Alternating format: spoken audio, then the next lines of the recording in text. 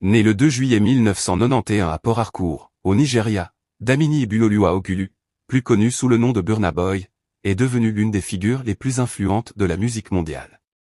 Son histoire est celle d'un artiste qui a su fusionner ses racines africaines avec des influences internationales pour conquérir la planète. Les origines et les débuts.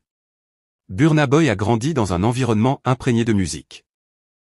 Son grand-père, Benson Idonige, n'était autre que le premier manager de la légende de l'Afrobeat Fela Kuti.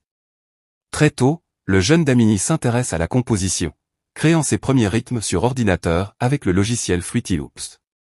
Après ses études secondaires près de Lagos, il part à Londres pour poursuivre son parcours académique, avant de décider de retourner au Nigeria pour se consacrer pleinement à sa passion. La naissance d'un phénomène. Le nom de scène. Son nom, Burna Boy, est un clin d'œil à son enfance, où il s'inventait des personnages de super-héros, comme Burna Boy. Le décollage, en 2012, son titre Like Tout Party le révèle au public nigérian et lance sa carrière.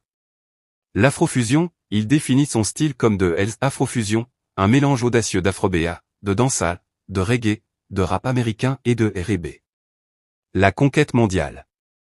Burna Boy ne s'est pas contenté du succès local, il a visé le monde. African Giant, 2019. Cet album est le tournant majeur qui consolide sa réputation internationale.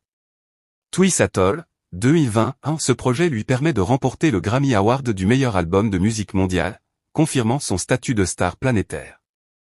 Record historique, il est devenu le premier artiste africain à remplir des stades emblématiques comme le Citi Field aux États-Unis ou à se produire en tête d'affiche au Stade de France. Au-delà de la musique.